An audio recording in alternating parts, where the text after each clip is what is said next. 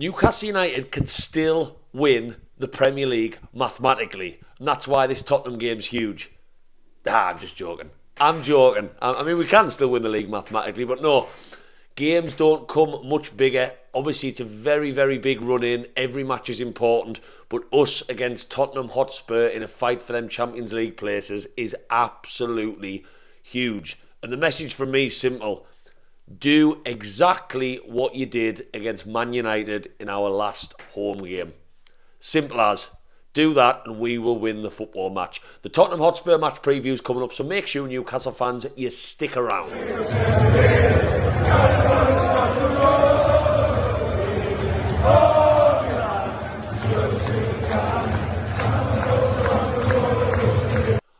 Welcome back to Black and White Banter, you lovely, lovely Newcastle fans. I hope you've had a good week. I hope you've got that Aston Villa game out of your system. We haven't had many days like that since Mr. Eddie Howe has taken over. And I think it's just one to forget about. We were outschooled last Saturday in all departments, pretty much. We didn't show up. Our defence didn't show up. Our midfield didn't show up. And it was just a terrible performance. And I'm sure Eddie Howe has probably spent the week obsessing over it, asking the players why performances weren't quite there, figuring out what tactically might have gone wrong and making sure that things are sorted for this Tottenham game on Sunday, which is absolutely huge. It is. There's no way to sugarcoat it other than it being a massive game if we are really serious about these Champions League places. I've got no doubts about it. Newcastle United will be playing European football next season, and if I'm made to look like an idiot for making that statement, then so be it. I don't like to make a big statement like that because the thought of us being in Europe with all this money at our disposal is a fucking exciting prospect no matter what competition it is. But if we're serious about Champions League, we have to be turning over Tottenham Hotspur at home. And I think we will. But before we get into that, if you are new to Black and White Banter, or if you're not new, drop down and give us a little like now. That goes a very long way. Very, very long way. Makes this video editing worth it and more people might see this. And whack that subscribe if you like my opinion by the end of this. Of course, I'm going to the Tottenham game tomorrow. Of course, there'll be a match vlog. Speaking to fans, showing you what the atmosphere is like inside the stadium and getting a bit of a feel for people who can't be there and just finding out what the general public think on a Sunday afternoon post-match. So make sure you whack that subscribe so you don't miss the match vlog on Sunday, probably Sunday night. So I'm confident for this one. I am very, very confident. We are playing a Tottenham Hotspur team all at 6s and 7s. They really, really are. No real manager in place. No real playing style in place, I wouldn't say, especially with the change in manager. Unrest in the fan base. Unrest in the background with Daniel Levy and strategy and structure. And to be fair to Tottenham, one thing I will say, people are saying they're doing a Tottenham this season and they're having a shit season. If you break down Tottenham's squad, I actually think Tottenham are doing just where I would expect them to be looking at their team. Like 5th, 6th, and I think if Tottenham finish 5th, based off their starting 11, I don't think it's that bad. Genuinely, I don't. And I think it was Jamie Carragher, as much as I dislike Jamie Carragher, he said it a while ago on Monday Night Football. They're not having that bad a season to say their team, if you look at it on paper, I don't expect them to be battling for the title. I don't expect them to be anywhere near Man City or Arsenal. And we've just been very good this season. So I think it's more what's going on in the background and everything like that, and maybe the style of play that's upset their fans more. Maybe I'm wrong. If any Tottenham fans are watching this, let me know. But I think they are there for the taking on Sunday. And I know a Tottenham fan, and he is fearing St James's Park on Sunday. He is a fan who's a client of mine. St James's Park will be rocking. It feels like forever since we've been in there.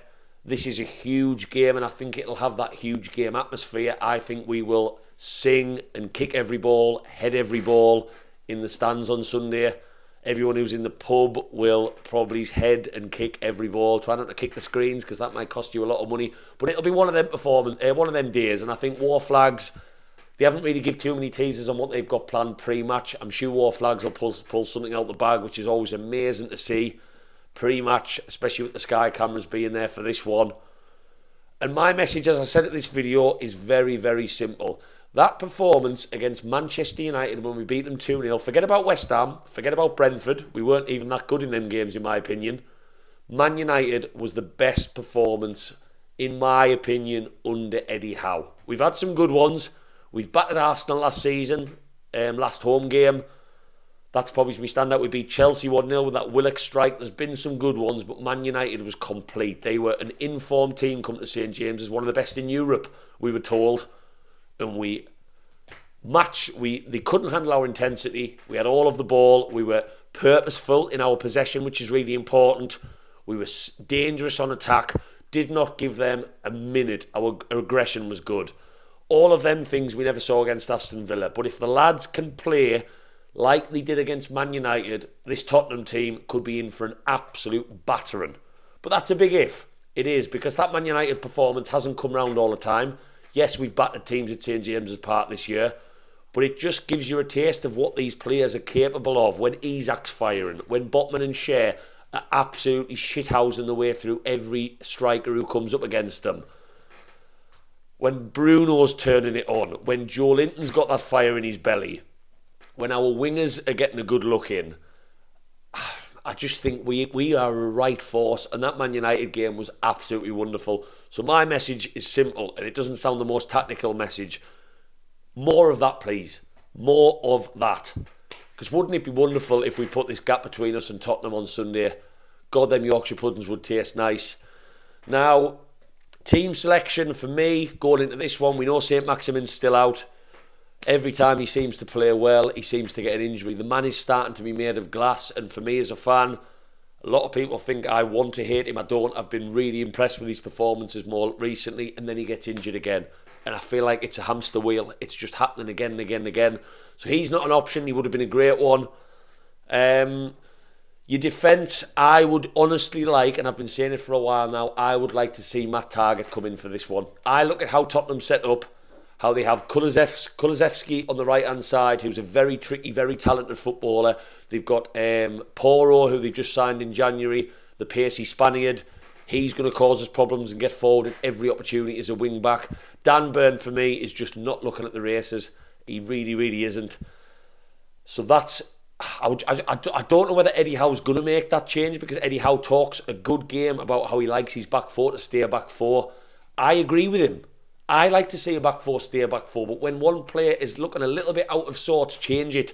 Matt Targett, I think, will offer us more going forward. Dan Burns looked very out of sorts on the ball. He's getting beat very easy by certain players, and I just don't know whether Kulusevski and Porro up against him is going to be a good match. Apart from that, Trippier, on the other hand, I said he needs to improve his performances. He stays in. He's picking himself. We don't have options there. Botman, Shea, yes. Now, midfield, for me, Longstaff has to come back in. He has to come back in. For me, I would go Bruno, Joe Linton and Longstaff as a three, and then I would play Willock on the left and Murphy on the right of Isak. Anthony Gordon, it's not the game for him. He's still very raw. He's still not doing enough, in my opinion. And I want to see the team that's got us to where we are today. And that has predominantly been Joe Linton and Willock. And I think Willock, this could be a great game. He's an Arsenal boy up against Tottenham. Him on the left with Joe Linton, constantly switching, will cause Tottenham all sorts of problems. We can win the midfield battles with Longstaff in there. We're going up against Højbjerg, and Skip played the last game against Bournemouth. I don't know what their team news is. If that's who Tottenham are playing in the centre, we can absolutely own these on Sunday. We can win them battles. Isak, we know what he's going to do. He's going to cause them a fucking shitload of problems, because he looks absolute dynamite at the moment. And let's get into these. That's my team. This is a huge game. The players know it. Eddie Howe knows it. The atmosphere in the stadium will tell them that if they didn't already know it.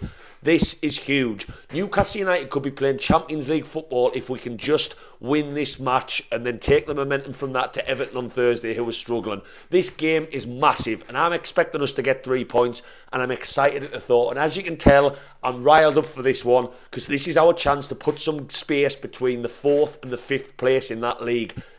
Let's do it, boys. We have not occupied them Champions League spots all season to fuck it up now. Come on, let's get to the Bernabeu and get the Allianz Arena next season and play the big boys and have the most incredible year and spend a shit ton of money in the summer we could have ever dreamt of. And starting on Sunday. Newcastle fans, if you've liked this match preview, drop down, give us a subscribe. Go on. Get us across all social media, Black and White Banter. There will be a match vlog coming on Sunday, and whack that like button. Do that now. Let us know your predictions in the comments. Let me know what teams you'd like to see playing in this one, because that's going to be a big decision for Eddie Howe, and I'll see you for that match vlog where hopefully them Yorkshire puddings and gravy are tasting even nicer, because we are looking solid for a trip in the Champions League on them Ryanair flights. Away the lads!